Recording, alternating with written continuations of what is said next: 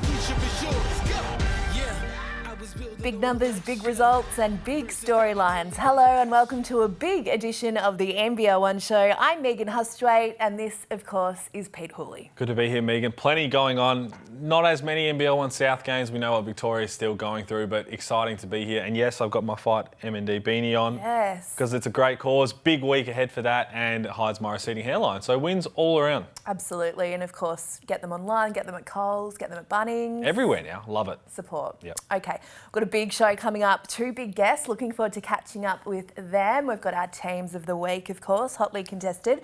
But let's get into a wrap and we're going to start with NBL1 West. Things are rocking and rolling over there and the Willetton women continue to prove that they are still the team to beat. Well, they may have lost top spot on the ladder last weekend, but they still are proving that, defeating the Eastern Suns 93-62. A big win there. Alex Sharp was best on again, had 24 and 12, her sixth double-double of the season. We've been trying to get her on the show, but she's busy working. She's a busy girl, as all NBL1 ballers are, but looking forward to catching up with her sometime during this season because a campaign like this can do so much for what will be a WNBL season. Well, that's exactly why we need to have her on and have a chat. So obviously she works in a job that has no breaks ever, so it would be nice to be able to get her on the show. So hopefully she sees this and we can get her on. Show the boss.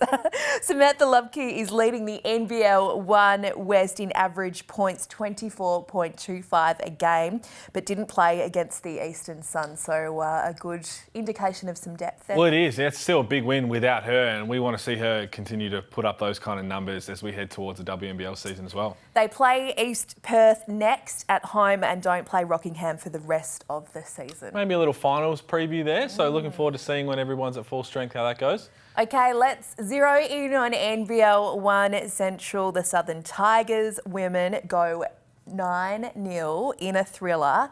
Can they get through this season undefeated? It's so hard because when you start thinking about potentially being undefeated, it just sits in the back of your mind. And normally, more often than not, you end up losing a game against a bottom-ranked team that you just think you're going to walk over. That's the one that happens. So hopefully they can just really lock in and do what they do best, and that is get some wins. But 71-70 win over Forestville, that's going to help the case. And what a game winner that we saw.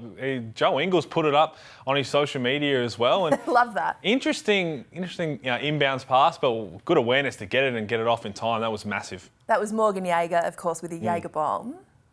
Well, I like that. I've been waiting all weekend. Yeah, I had 15 and 6, and again, that's going to do confidence wonders. That's going to be really good, and you can always look back on that throughout the season. We've spoken about Teague Morrell as well and what kind of form and influence she's having this season. 23 points and 10 rebounds for her.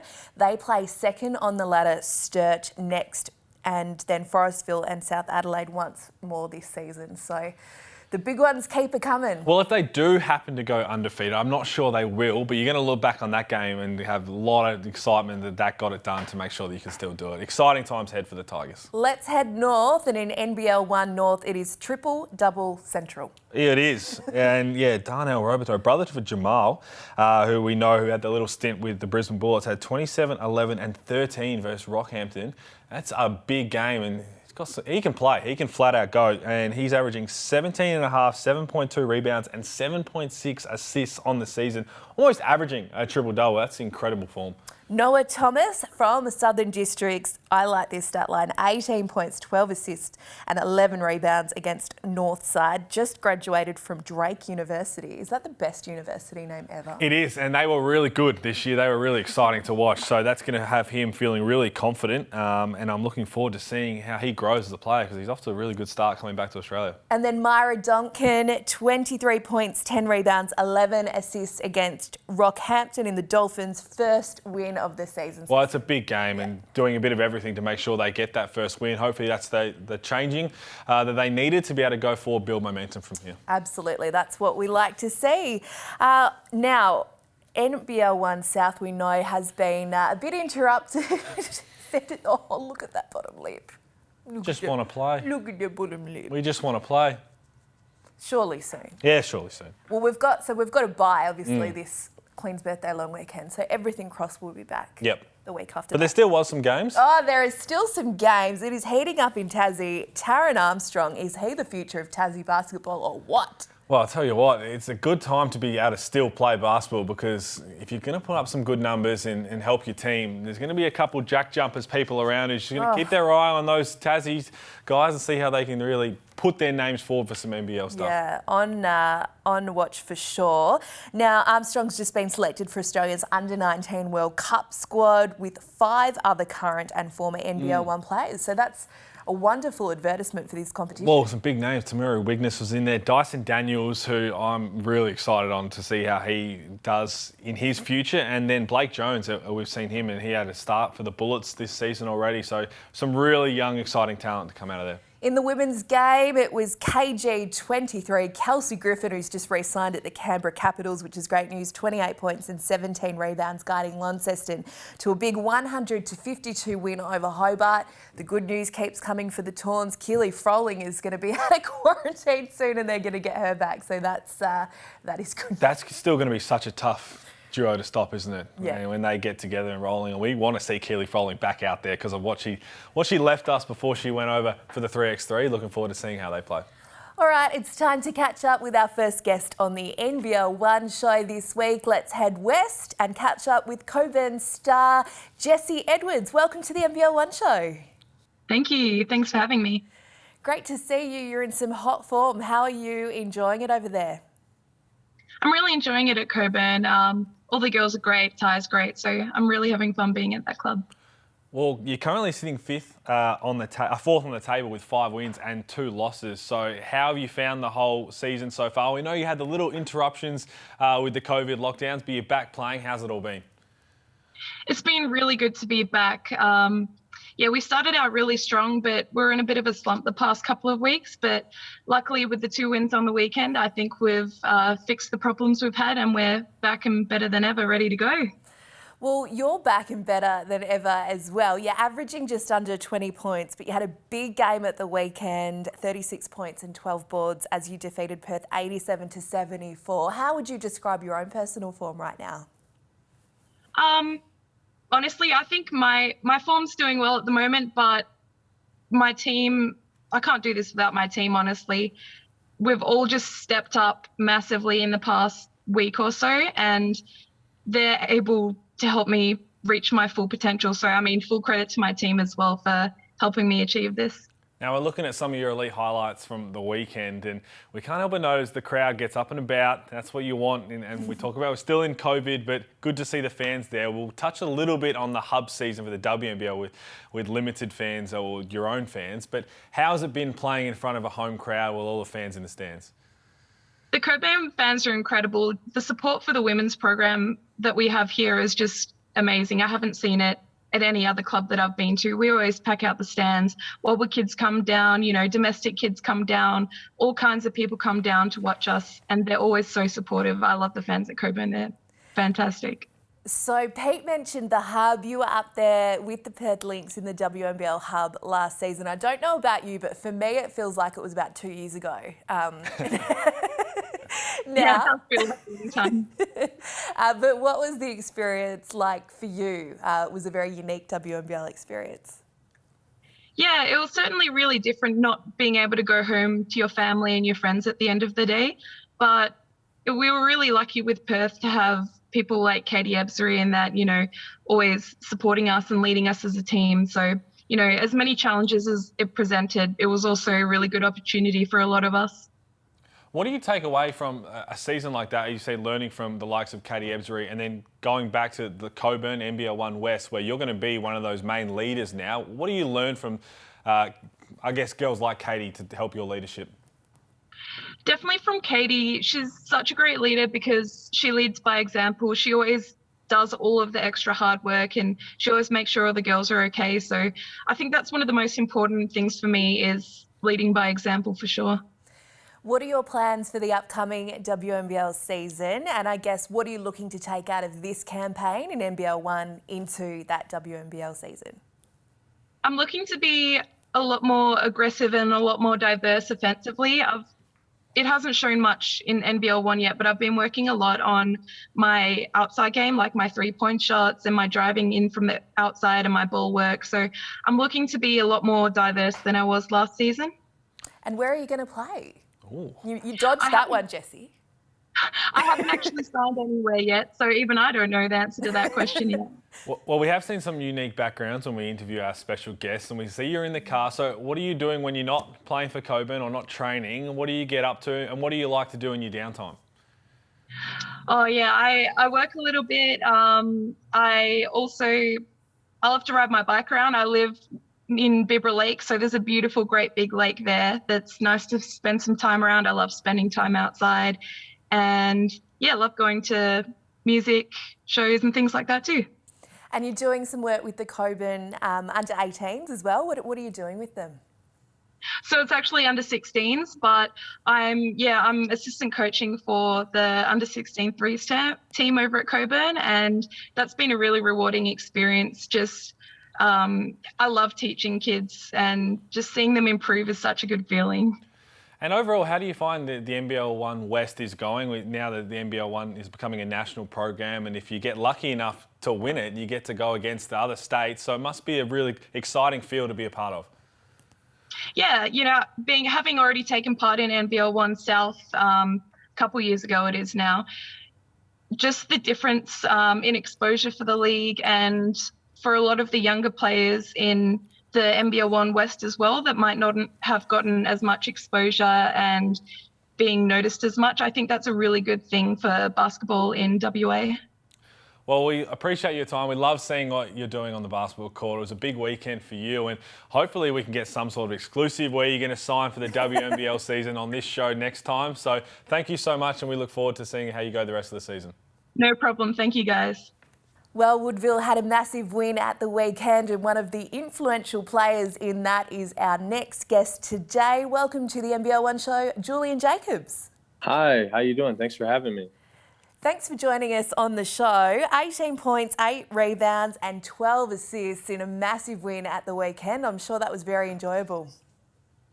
Yeah. We had been in a bit of a funk, but last game was, a good step in the right direction to get us back on track. So, yeah, it was a good win, good team win. Now, I'm glad we get to talk to you because we see you pop up in our Team of the Week a lot, especially in the highlight tape. But there's some big stat lines put up around the Adelaide competition. Is there some sort of underlying triple-double watch for a lot of the guys in the league? Because it looks like there's always a competition. Alex Starling likes to get close. There's a few guys around there who are always getting close to triple-doubles. Yeah, I don't know if it's stat padding or, stat chasing or anything like that. I think some of the guys you mentioned, they just do so much for their team and are kind of ball dominant and kind of have to put up those kind of numbers in order for their teams to be successful. So I think it's just coincidental. And, if they aren't close to a triple double, then, I'm not sure how successful their teams would be. So I think it's necessary. You're spot on, and you've been a big part of what Woodville's been doing. What turned around? You talk about the little funk that you guys are in. What have you seen change on the floor? Well, I think we went into last week knowing, at least, with the mentality that it was a must win for us, right before, the little break and then between going around the second time, playing everyone again, because there's a lot of teams record wise that are neck and neck with us. Some of them have identical records, and we felt like we lost some games that we shouldn't have. And so, yeah, last week against Eastern, we felt it was a must win, and it was a win that would get us back, in the groove of the way we started out the season. Pete mentioned your highlights. There's been plenty of dunks amongst them. Which one's been the best one? Ooh. My favorite, I would have to say, I would say this past week at against the Mavericks. I liked the reverse I had. I thought that was pretty cool. It's the little giggle for me, the modest. Yeah, I thought that was pretty cool. Yeah, I mean, look, fortunately I have, teammates who are always looking for me. And, when we get out in transition and, I'm always, an easy target for them to hit. So I'm really fortunate to play with guys who are unselfish and willing to give the ball up. But yeah, I think, my personal favorite was this one was pretty cool. I felt good this game. Well, I'll So. tell you what, I was actually Yeah. I thought that the one before that we saw against Forestville might have got the nod, but that one's definitely up there. Now, what's it like being... Oh, thank you. Yeah, that's all right too. Jeez, goodness gracious. What is it like being for you in Australia? We know the pandemic that's going on around the world still, and especially how much it's affected America. How have you felt it's been in the position you're in Australia to be able to play basketball in front of fans?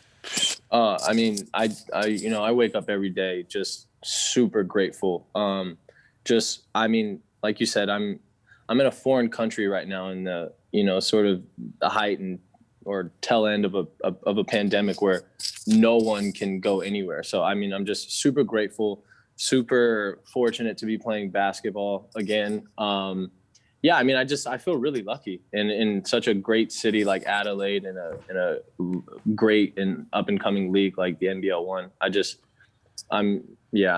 just super grateful, really. Well, the next question has to be then, what's your next plans? Obviously, you're happy being in Australia. Is this somewhere you feel like you'd like to stay for a long time, maybe push towards an actual NBL roster spot? Yeah, I mean, that would be ideal. That was certainly, in the back of my mind coming here in the first place. I'm trying to,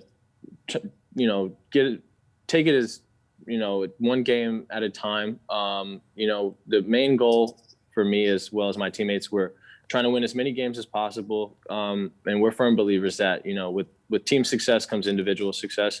So, whatever opportunities arise, come the season end, I'll cross that bridge when I get there. But, main focus right now is just winning games and, playing the right way with my teammates. So.